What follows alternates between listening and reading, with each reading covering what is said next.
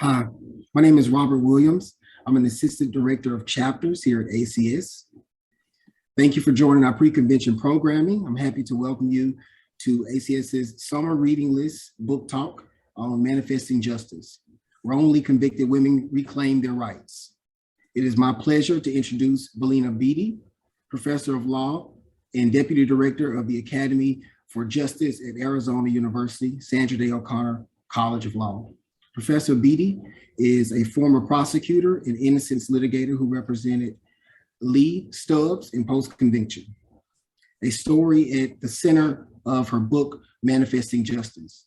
Professor Beety has successfully exonerated wrongfully convicted clients, obtained presidential grants of clemency for drug offenders, served as an elected board member of the National Innocence Network, and was appointed commissioner on the West Virginia Governor's Indigent Defense Commission.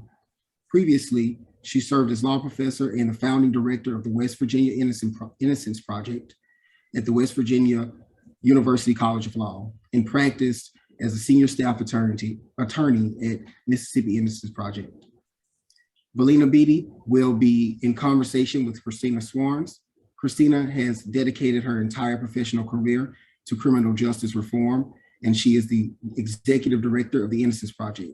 Christina previously served as a president and attorney in charge of the Office of Appellate Defenders, one of New York City's oldest institutional providers of indigent appellate defense representation, and as the litigation director for the NAACP Legal Defense and Educational Fund. Christina argued and won Buck versus Davis, a challenge to the introduction of explicitly racial bias evidence in Texas death penalty case in the United States Supreme Court. Christina was the only Black woman to argue in the 2016 Supreme Court term and one of the few Black women to have argued before the nation's highest court. Before I pass the virtual mic to Christina, I wanted to quickly note that our next ACS Summer Reading List Book Talk will be on Wednesday, June 15th at 1 p.m. Eastern on the book Allow Me to Retort, A Black Guy's Guide to the Constitution by Elie Mystal. He will be in conversation with Leah Littman, Assistant Professor of Law at the University of Michigan School of Law. To learn more about our book talks, pre-convention activities, and national convention, check out ACS's national page. You have the floor, Christina. Thank you, Robert, and thank you to ACS for hosting Valena and I in this conversation. Valena, I am so excited about this amazing book that you have written. It covers an enormous amount of ground and touches on so many issues and factors that are sort of ongoing problems in the American criminal legal system. And I will note, because it is Pride Month, one of the issues that your book really touches upon really powerfully is the role of LGBTQ plus bias in our criminal legal system. So I look forward to talking with you about all of these issues, or at least as many as we can get through in an hour. So I guess we want to start by letting you share a little bit about your book and what you have written. To the folks that are watching us, I encourage you to drop any questions you have in the chat, and we will leave some time at the end to get through some of those questions. And take it away, Valena. Thank you. And thank you, Director Swarns, for everything you've been doing with the Innocence Project and the work of the Innocence Project and Innocence Network, a number of different innocence organizations nationally. And I appreciate being a member of ACS and being able to be part of this discussion today. So thank you. So Manifesting Justice is about how women and queer people can be susceptible to wrongful convictions. The story through it is two of my clients, well, my client Leigh Stubbs and her co-defendant Tammy Vance, who are queer women. They identify as lesbians in Mississippi, and they were wrongfully convicted of assault. And the testimony against them and the evidence against them of assault was a dentist, Dr. Michael West, who testified that he found bite marks So bite mark evidence. And then he also testified, this dentist also testified that lesbians are more likely to bite, and you're more likely to find bites in a homosexual assault. So those combined together led to a jury finding the two of them guilty for a crime that they did not commit. And I did just want to read some of this evidence that the jury heard so we can understand how this happens. In the abstract, we may say, well, how can people be wrongfully convicted just because they're queer, or just because they're a person of color, or differently abled, or a woman?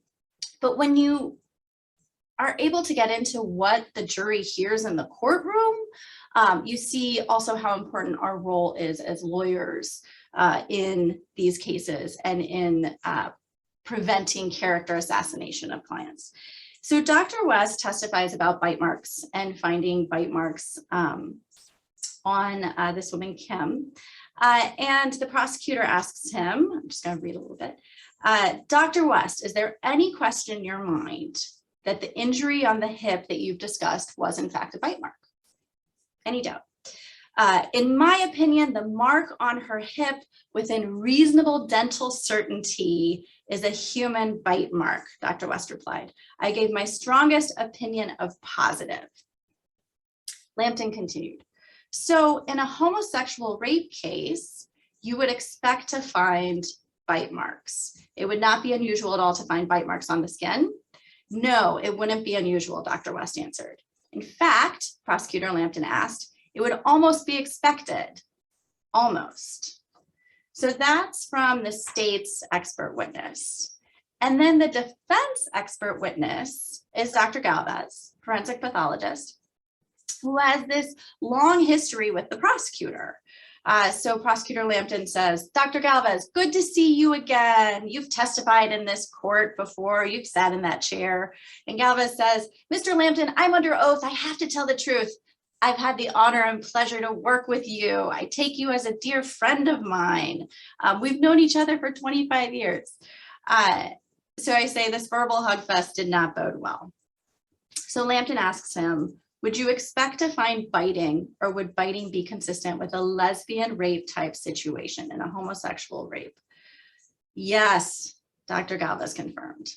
In homosexual crimes, they are very sadistic. Most violent times I've seen in my experience are homosexual to homosexual.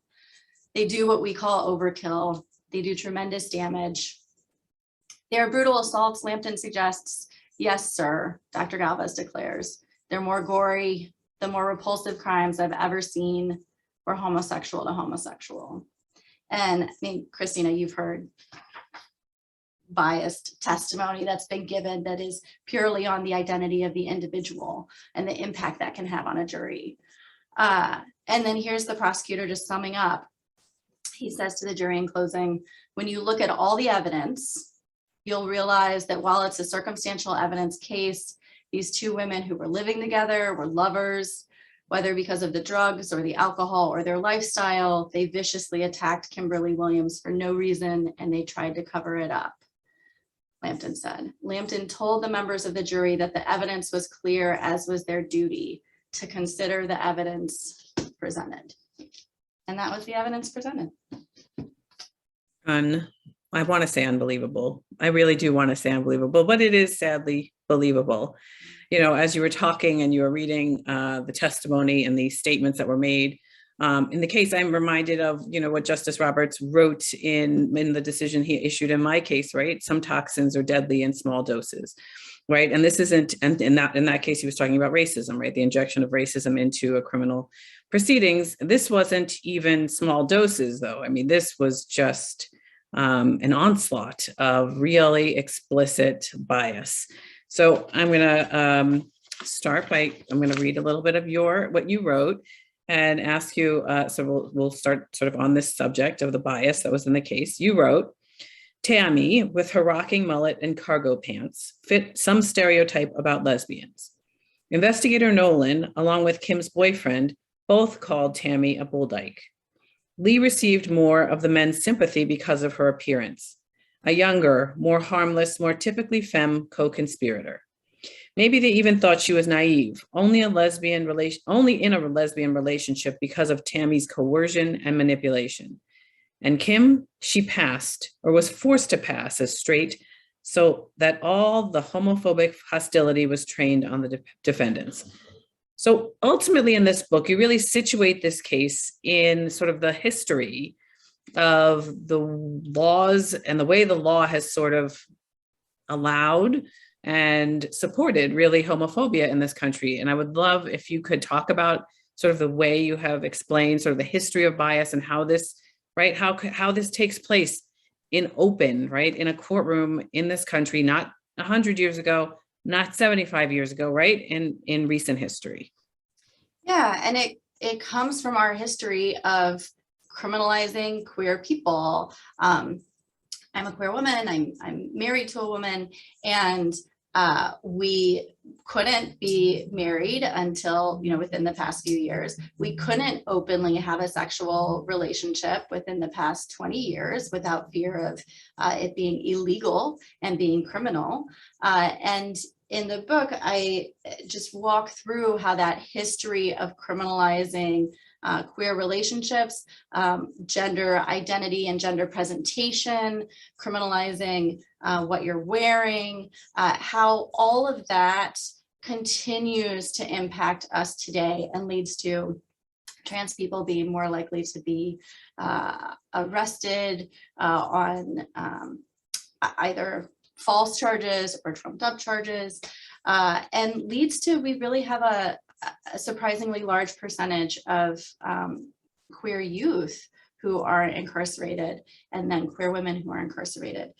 So I make sure to talk about issues today facing the criminalization of queer people and trans people in particular, because there are harms that are particular to trans individuals.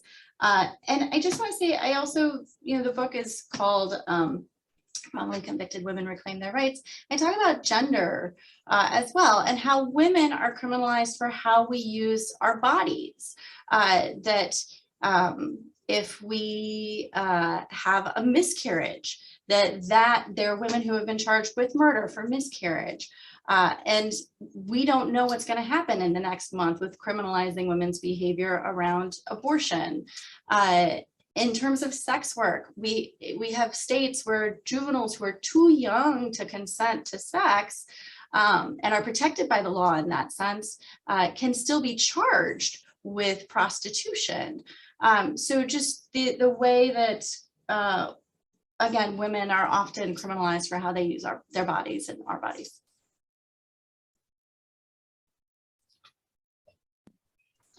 It's 2 years in, and I'm still not turning off the. I'll probably do the same thing. So no, I said, thank you. I think when people hear the testimony, you think, how could you, right? How could this go into a courtroom? But it does. And especially when someone wears, right, the expert mantle, right? And somebody carries the expert identity. One of the things you and I talked about when we prepared for our conversation, right, was how those biases and those stereotypes affect not just the people we represent, but ourselves as advocates in the courtroom and the choices that we have to make as, for me, a Black woman, for you as a queer woman. And I'd love to hear you talk a little bit about that. Yeah, and I don't have good answers on this, because the issue is, how does our identity potentially harm our defendants, harm a criminal defendant from being heard in a courtroom? So if there is that bias against someone for being a person of color, for being queer, as a queer person, it's easier for me to pass. And I would do that in the courtroom. I would affirmatively dress a certain way so that any hostility that could be towards my queer identity would not be passed along to my client. And there's serious discussions about, how does your client present in the courtroom? And, I'm always looking at the individual case and how to best protect the individual defendant. But I think, my past efforts to pass are damaging on the whole, because if there's not queer visibility in the courtroom, it makes it easy for statements like, oh, lesbians are inherently violent and vicious. It makes it easy for those statements to be made, that someone is, inherently dangerous through being Black. Like these statements, they become less, you can believe them easier if there's not a person in the courtroom who's like, oh, are you saying that about me? I'm right here. So I don't have a good answer on this, but I think there's a real push-pull on whether to pass or whether to heighten our visibility to help across the board. Yep. Thank you for your transparency on that. So let's talk a little bit about you and your background. So here you sit, having written this powerful tome of the story of these two women and their experience in the criminal legal system as a defense lawyer. It's not the way your story started, though. I'm going to read again from what you wrote. Your career started out as follows. When I was 27 years old, I made a big move to Washington, D.C. There, I would finally start my career as a federal prosecutor. I was confident, righteous, and excited, armed with my newly minted law degree and job experience clerking for federal judges. I was proud to be an assistant U.S. attorney in the nation's capital, proud to be fighting for others. So how did you get from the U.S. Attorney's Office in Washington, D.C. to Mississippi's Innocence Project, to the West Virginia Innocence Project, and now you're doing this work in Arizona? Tell us, that's a pretty sharp turn. Yes. And I became a prosecutor because I had been a rape victim advocate, and I felt that incarceration was an answer to cycles of violence, that if we incarcerate someone who commits violence, then that's going to stop the violence. And I was an advocate for victims. And when I was a prosecutor, I realized that the job was not as much about really advocating for victims, that victims often didn't want to talk with me, didn't want to be part of the system, were re-traumatized, and that we weren't providing solutions that were helpful to them. For deviant sex offenses, we would often drop them down to a low-level offense so we could make sure to get some sort of a conviction. And regardless, you're frequently not going to get a life sentence, which means individuals who are convicted go into prison. Prison makes us more criminogenic, makes it more likely to commit crimes, and it's a cycle that we're not actually stopping by only using the tool of incarceration. So I just became more and more concerned about whether my work was actually doing justice, it was actually helping the people I wanted to help. And I was invited, I applied. I had a friend who worked at the New Orleans Innocence Project. He said, apply for the Mississippi Innocence Project. And I applied, and it would have been a total sea change, right? From DC to small town Mississippi. But I went down for a few days, and the director, Tucker Carrington, took me to meet one of the exonerees, LaVon Brooks. And it was actually, he took me to LaVon Brooks's mother's funeral. And the fact that LaVon and his family welcomed me into that moment and that funeral and the meal they had afterwards, and that, I talked to LaVon, I was like, I'm so sorry, this is, such a tragedy. And he responded that he felt like his mom could finally put down her hammer, that she got to see him free after all those years was incredible. And I just knew that that was the kind of work I wanted to be doing, and recognizing the people who are wrongfully convicted. That's amazing. And so that was all she wrote. After that, you have stayed in the innocence movement from that point forward. Yeah. So sort of looping back to what we talked about a few minutes ago, you also write in your book about what it meant for you personally to move to Mississippi from New York, right? Culturally, right? Politically, it was a pretty dramatic change. And I'd love to hear about how sort of it changed how you showed up, right? And how you did the work. Yeah. So I definitely had to have a lot of humility, right? I mean, Mississippi is a state that has been and continues to be the butt of jokes and criticisms for our entire country. And there are problems in DC, in New York, New Jersey, just as there are in Mississippi. And so I learned a lot of humility. And in the courtroom, I learned to present, in pastels, with makeup and a very femme appearance. So again, my appearance wouldn't block my ability to be heard and for my clients to be heard.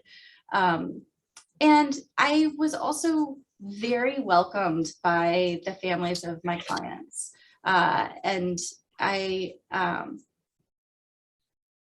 after working in the prosecutor's office, I was surprised by how welcomed I was. And I just so much appreciate being able to live in that state, and then being able to live in another rural state of West Virginia, where humility goes a long way. Absolutely. So you were in Mississippi for how long? 3 years. 3 years. And that was a pivotal 3 years in terms of the cases that were going through your office. How many executions took place while you were there? So my last year there, we had at least 4 executions, and I knew that because I would go to the vigils, and we would have vigils for it. And we had clients who were on death row, and as you know, that were also represented by the National Innocence Project, and people who were on death row because of Dr. Michael West, because of his false testimony in bite mark evidence. And what was so upsetting to me was that I came to Mississippi, I learned about Dr. West and his bite mark evidence and the fallacies of bite mark evidence.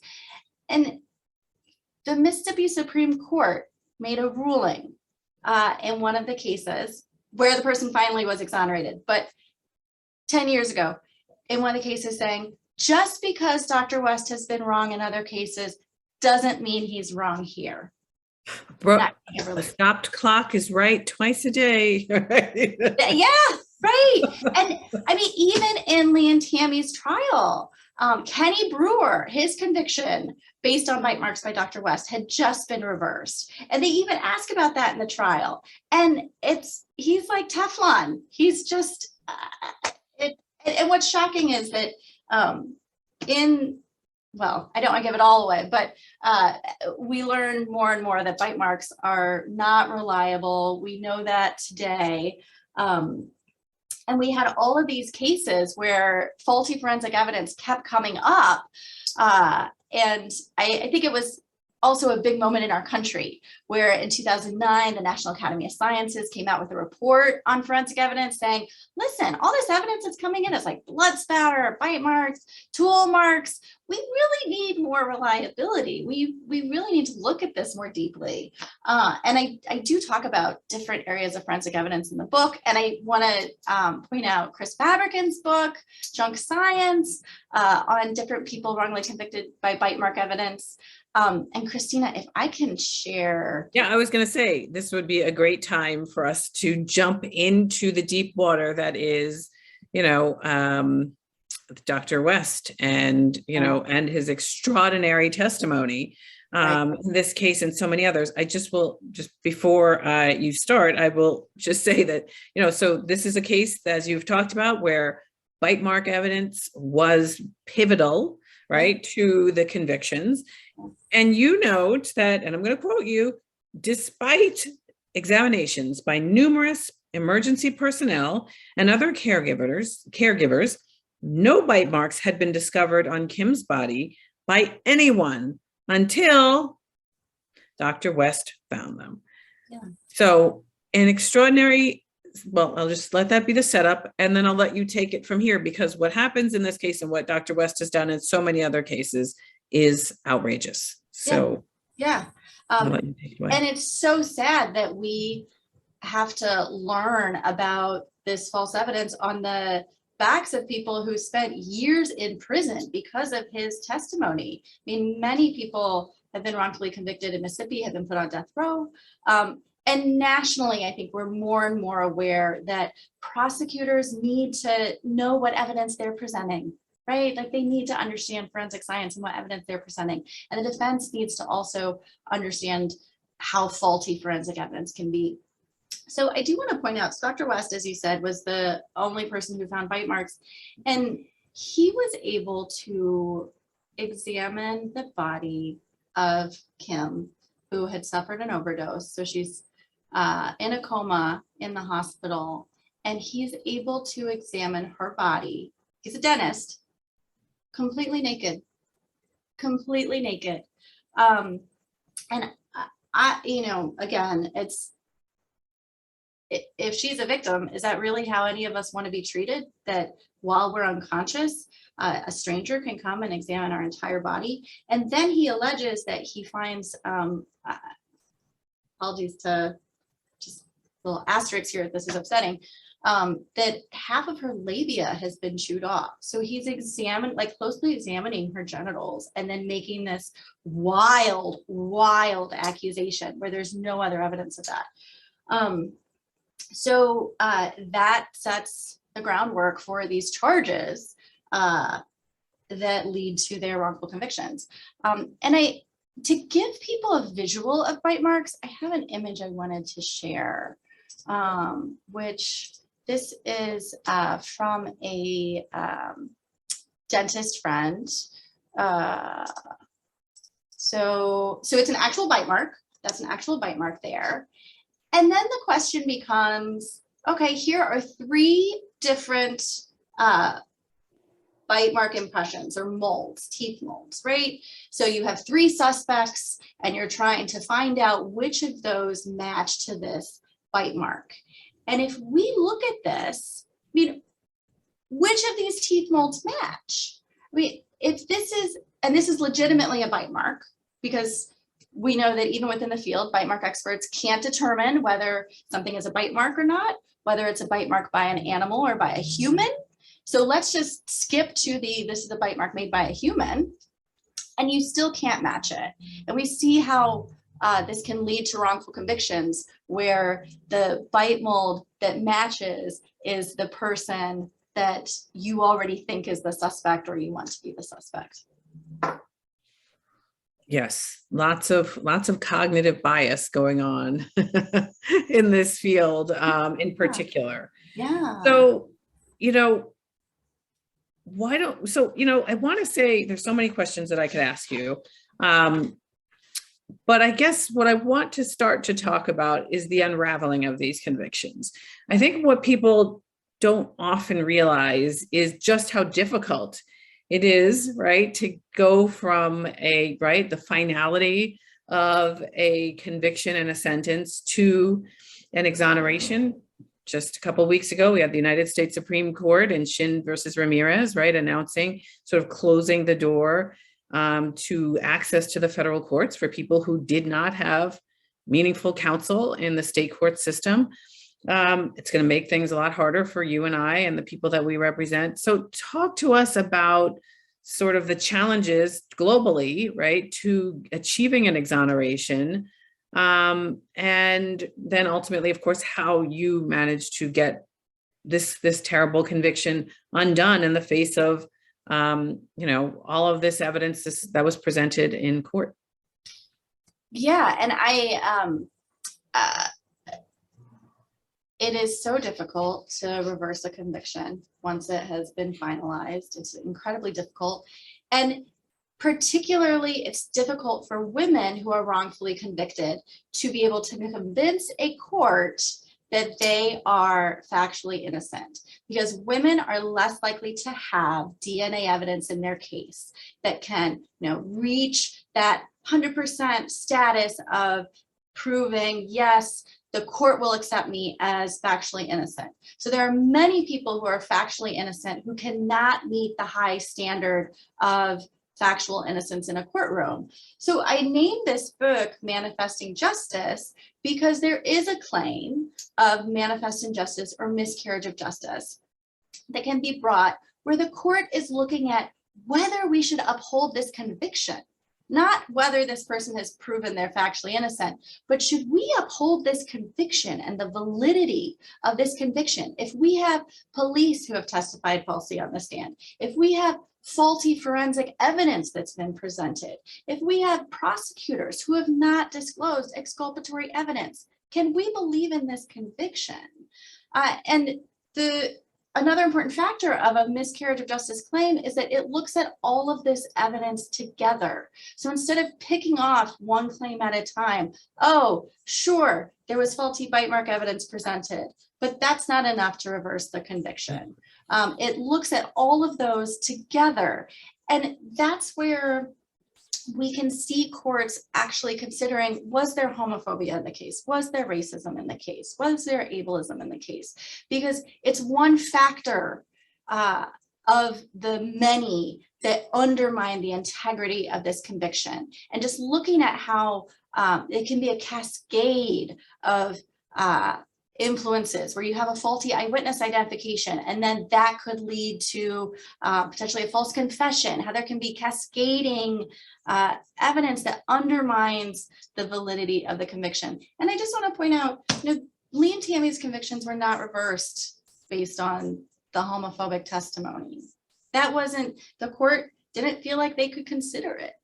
So it wasn't reversed based on that. But under a miscarriage of justice claim, that could have been considered and been a factor. I think that's a great point, right? The courts, I think, should be considering whether or not the convictions that our criminal legal system are producing are accurate, reliable, or fair, right? Which is the fundamental question that we should be asking. Not just is somebody innocent, but is our system reliable, accurate, and fair? And I think that's what your proposal, right? Your proposition about manifest injustice really gets to. So to this particular exoneration, to the road to this particular exoneration, you wrote, and I'll quote you, and then I would love to hear you talk about it. We made 3 claims for why the Mississippi Supreme Court should let us have a hearing to re-examine the convictions. First, the newly discovered and exculpatory FBI report was withheld from the defendants. Second, the prosecutors put on testimony by Dr. West that they knew was false or at least contradicted by the report. And third, Leigh and Tammy's attorneys failed to object to Dr. West as a video expert and object to the testimony and statements about Leigh's and Tammy's sexual orientations. So talk us through the FBI, the exculpatory FBI evidence, and sort of what was the story that you ultimately told that got to the point of the exoneration?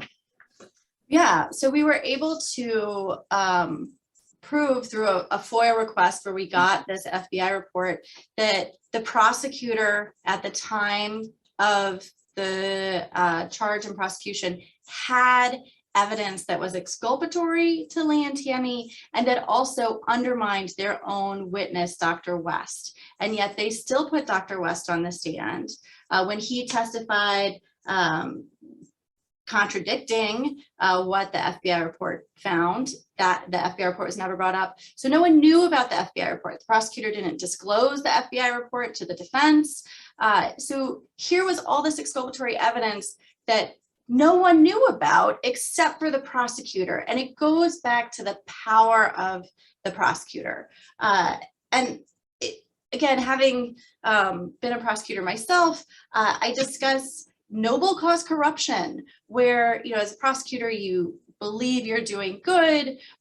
You believe maybe then that the ends justify the means, that this is a harmful person, this person should be incarcerated, and everything else, it kind of colors your vision of whether to turn over other evidence or whether to look at other suspects. And here, I mean, the prosecutor just never disclosed this exculpatory information. And again, I would hear the refrain in my office, if they didn't do this, they did something else, right? Like these individuals are bad people. And that's not justice. And it has to be about the evidence in the case itself. And it has to be about whether we're serving justice, not about whether there's a win for the prosecutor. So I do ultimately talk about this noble cause corruption and how that influenced this case, such that it wasn't until a FOIA request and a hearing 10 years later that we were able to have their conviction reversed. So just to be clear, right, you did the FOIA request, you shared the information, and the response to the information that you have now uncovered, the withholding of this evidence is not a mea culpa, right? It is instead. We must have turned it over. We always turn this over. We must have turned it over. We didn't do anything wrong. Yeah, we didn't do anything wrong. And the scary thing is that now with the Supreme Court decision from a couple years ago, that Brady evidence has to be both exculpatory and material. So even if the prosecutor acknowledges it could be exculpatory, they can still argue, well, it wasn't material, so I didn't turn it over because I didn't think it was material. So we're really in a dangerous area there with that. You also you just mentioned sort of the difference between this case and the case of many women who are exonerated, which is that they don't have DNA evidence, but you've litigated DNA cases as well. And I'm just curious, right? We in the innocence community go to prosecutors all the time and say, look, we have reason to believe that this individual who has DNA evidence in their case is innocent, right? Innocent. We will, me and certainly my office, I am happy to cover the costs of the DNA testing. So no burden on the state. How, in your experience, are those requests received? I have never had a prosecutor agree to DNA testing.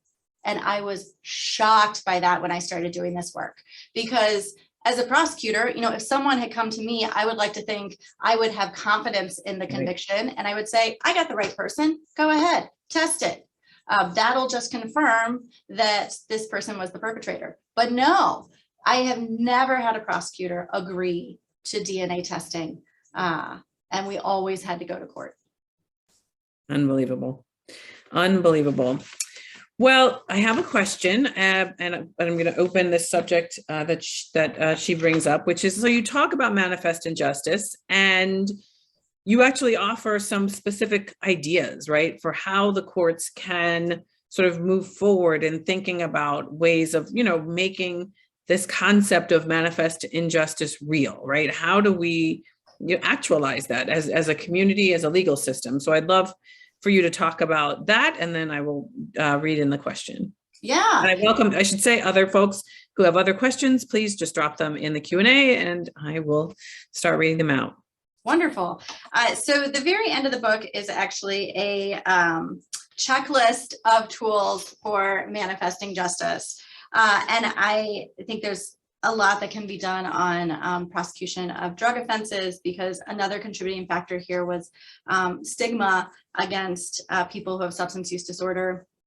And I talk about bias in the legal system, forensic evidence reform, but I talk specifically about habeas law and how we do see federal courts, like in the Fourth Circuit, that are looking at habeas cases, looking at all of the evidence together. And there's language in EDPA that we can use to encourage a review, looking at all of the evidence together and all of the factors together. Because again, a major problem here is that each individual cause or problem with the conviction is picked off, that it alone is not sufficient. But when you look at all the evidence as a whole, it undermines the validity of the conviction. And then we have state courts that are doing this too. So Massachusetts is a leader in this, in reversing convictions and evaluating convictions based on a miscarriage of justice standard and looking at all the evidence together. And again, that includes looking at sexism, racism, bias, as well as the hallmarks of wrongful conviction that we know more clearly, like false confessions and coerced confessions and faulty forensic evidence. So we have a question from Jennifer Oliva, who says, The resistance to forensic evidence admissibility reform is unfortunately bipartisan. Loretta Lynch refused to make reforms when she was the U.S. Attorney General in the Obama administration. Prosecutors are united against science and against due process on these issues. What can those of us who understand scientific evidence and its fallacies possibly do to move the needle? Yeah, so first of all, we do see defense offices, public defender's offices, increasingly having their own trainings about forensic evidence, increasingly having someone who is specialized in the office on forensic evidence. We need to have public defender's offices be equally funded to prosecutors' offices so that they can be able to be better trained and learn about the fallacies of forensic evidence. And then on the prosecutor side, again, just having more integrity in the evidence that is presented. So bite mark evidence, we have yet to have a court, as you know, that has excluded bite mark evidence. So it's really on the prosecutor about whether the prosecutor is going to bring in that bite mark evidence or whether they'll acknowledge that even though it could help them get a conviction, it's false evidence. It's not accurate. And forensic evidence across the board, we've had more trainings for judges so that judges take it more seriously now. But the question is absolutely right that there continues to be a long way to go. And there continues to be this notion of like, I went to law school because I can't do science and I don't understand science. It's already here. It's in the courtroom. We have to acknowledge it and be able to talk with experts. We don't have to have necessarily this specialized expertise ourselves, but we have to understand what experts are telling us. Thank you. So when you litigated the post-conviction petition, obviously, as we talked about, you brought up and you laid out the evidence of bias against your clients, throughout the petition. I'm curious how that was received. I know, and I'm sure you have had the same experience when I talk about litigating race claims. People are often worried, right, about how the decision makers, how the courthouse, right, how the prosecutors will react, right, if you actually raise a claim of bias against them. So I'm curious sort of how you felt about raising the claim and how ultimately the claim was received by your opposing counsel and by the court in which you litigated. So I think this is our major problem with Batson and peremptory strikes of juries, where it's so laden of making a claim that, oh, this person is racist and made a strike based on race, and everyone recoils and says, of course not. How can you even make that allegation?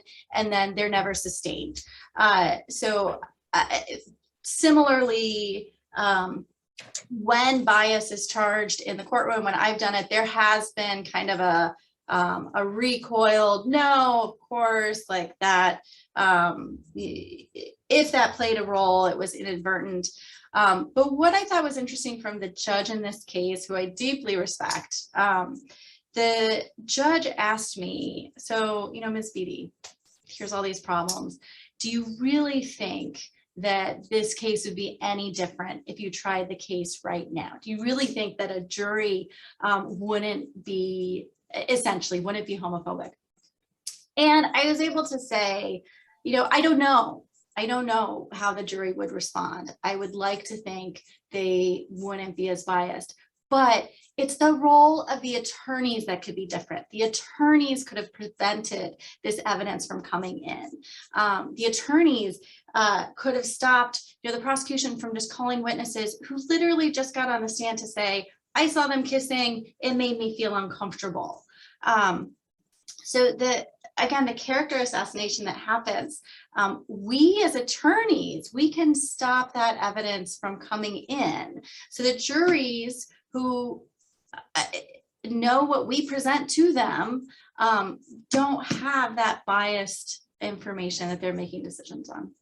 And you can't take away the fact that, right, by presenting that evidence, whether we like it or not, right, we are putting, right, our imprimatur on that, right? Every single time a lawyer presents that kind of evidence, that puts that kind of evidence on the stand, right, it is ultimately, right, endorsing it in some, right, in some way, right, because we don't exercise the privilege that we have to say that that is unacceptable and not appropriate for, you know, for a criminal proceeding or a court proceeding or any proceeding of any kind, right? And so that's a reality.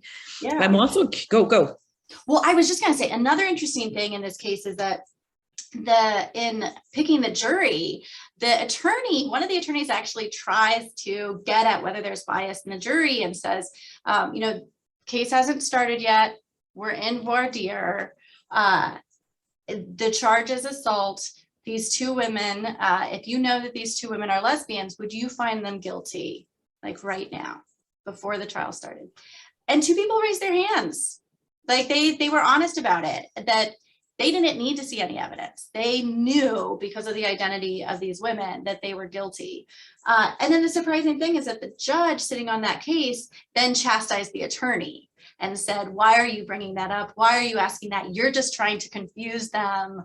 That's inappropriate. So again, this whole discomfort with talking about bias in the courtroom, talking about racism, homophobia in the courtroom, and the necessity of actually putting it out there.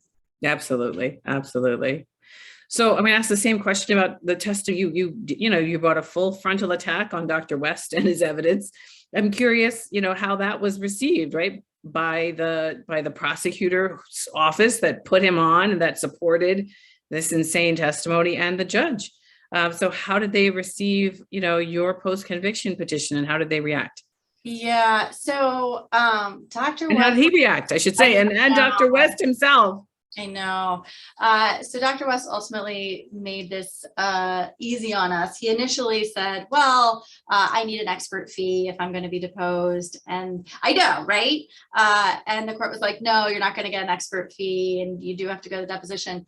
And he, I mean, kind of senselessly and shockingly described himself to the court as a slave of the court. That, oh yes, like, oh, you're forcing me to do this, that I have to do this deposition. Yeah. So he goes to the deposition and he says, I no longer believe in bite mark evidence. Throw out the bite marks. Let these girls free. Throw them out.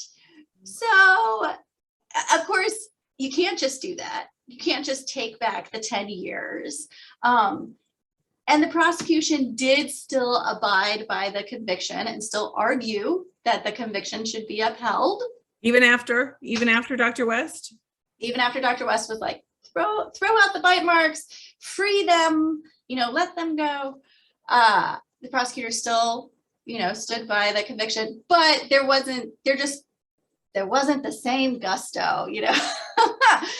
So the judge did reverse that the exculpatory evidence and the FBI evidence contradicting Dr. West had never been disclosed.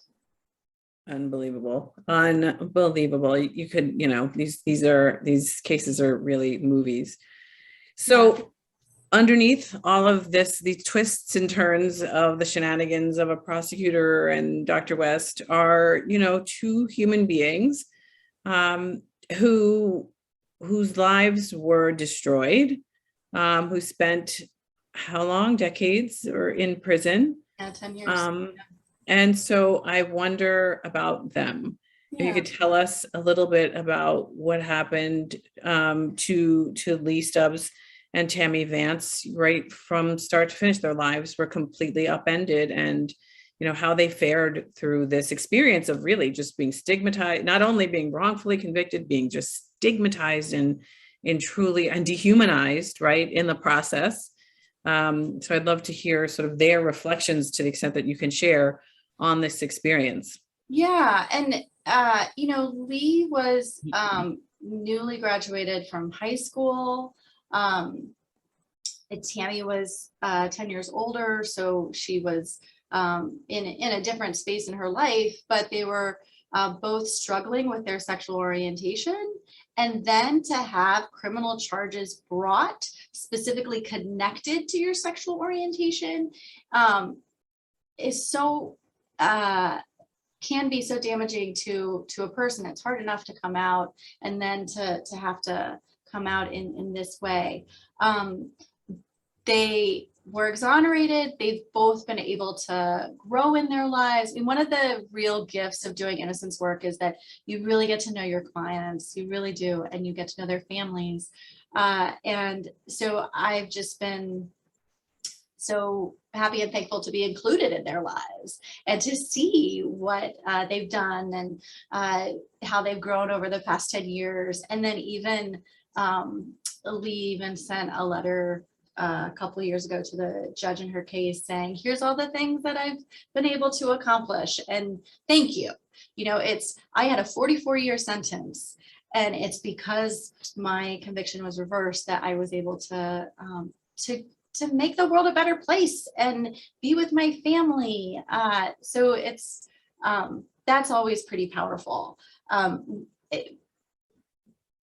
You also have the right to move on in your life and to say, this happened to me, but I'm a full person who has all these other things in my life as well. And I'm not just identified by this experience. But I did want to share, just the book ends with kind of some thoughts from Tammy, from talking with Tammy, and about, again, just how hard it can be as a queer woman facing discrimination. So if I can just read from it a little bit. Tammy's voice on the phone was the same voice. I would have recognized her anywhere. I could picture her face, her squinting eyes and kind smile, her gift to not take things too seriously and pepper the conversation with, I'm blessed. And this is, I mean, I was thankful she was willing to share this because I think she speaks to what a lot of us have experienced. But Tammy almost killed herself when she realized she was gay. She was 18 years old, married to a man since she was 16. And she was relaxing on her front porch in Jackson, sitting with her best friend, and it struck her out of nowhere, why am I more attracted to my best friend than my husband? And she didn't know what to do. She says, I ran, I was scared. I filed for a divorce the next day and went to New Orleans. She left everything behind, left her home, and in New Orleans, she started using heroin. She says, I almost killed myself because I thought I was a freak. It was the late 80s and I thought I couldn't tell anybody else. I didn't understand it. I didn't know what to do with my feelings. I couldn't tell anyone. But finally, after 6 months in New Orleans, she decided to live, not die. And she went to her mother, Mama Sandy, who took her to the hospital, and she went through withdrawal and she gained sobriety. And so many of these cases and these people who are incarcerated, their families are the ones who are keeping them going, and their families are also doing the time while they're doing the time. Tammy says that as well. But it takes so many people to reverse a conviction, to help someone come back into the world after being incarcerated, regardless of their innocence. And I just wanted to share both Tammy's challenge of being openly gay, but then how much it mattered that her family supported her. That's beautiful. It's also just so striking that, right, that she experienced such anguish over the decision, right, her realization, and then to be thrust into a criminal legal system that literally demonizes her for this very same identity. That's just heartbreaking. I'm curious, and I imagine others here might be, about compensation and what, if any, compensation they received for the wrongful conviction that they endured. Yeah, so like many people who are wrongfully convicted, they never received compensation. They did not qualify for compensation. Many cases, the prosecutor, even after a conviction is reversed, a prosecutor will offer what's called an Alford plea, which means if I'm going to rebring the charges, if you plead guilty to a lower charge, you can walk free. You don't have to have this as part of your life anymore. And a number of my clients have done that, have taken the Alford plea. That also means you generally don't qualify for compensation, but it also means you have something on your criminal record. And I get angry about these Alford pleas because if the prosecutor really believes that this individual committed a murder, committed whatever the serious charge was, and they went for this very serious charge of life or decades in prison, and now they're saying, oh, you can walk free. As long as I can get my conviction, as long as like there's a guilty plea to something, you can walk free. I don't think it's genuine. I think it's disingenuous, and it just continues to add stigma to individuals that they continue to have this conviction. So I think we also need to destigmatize the having convictions as well, like being able to apply for jobs, even if you have a conviction. And housing and educational opportunities and all of the things that we know about. Well, we have about 4 more minutes, so I'm going to encourage everyone that is watching to go out and buy this amazing book. It really is a fantastic read. It is an extraordinary story about injustice in the American criminal legal system. So I encourage you to read it. And most importantly, it does end with recommendations. So I think maybe that'll be my last question for you, Valena. I know you have all of these recommendations in the back, but what, if everyone who's watching here could just do one thing, like what one thing do you think, everyone who's watching could do today that would help, Leigh and Tammy and the people that we represent day in and day out, that would make the system better? Do you have one recommendation for us? Yes. Be engaged in our legislative system. Honestly, like call your legislators about certain bills. In Arizona, we have referendums, and the referendum is how we decriminalized recreational marijuana, which led to so many convictions. So it's really about visibility, making your voice heard, and speaking up, especially with everything's going on right now. Excellent. Thank you, Valena, for writing an amazing book. And thank you to the American Constitution Society for letting us have this conversation today. Yeah, and I do just want to say there's great work being done by the Innocence Project and by innocence organizations nationally. So there is at least one in most states as well. So find out more about wrongful convictions, causes of wrongful convictions. And for anyone who are lawyers on here and want to talk about post-conviction claims like miscarriage of justice, I would be delighted to talk with anyone about that as well, because I think it's important for us as lawyers to start putting these claims before courts. Absolutely. Well, thank you, everyone. And I really appreciate it. And thank you, Director Swarns. I appreciate your time. Oh, anytime. It was absolutely a joy. Thank you so much. Wonderful.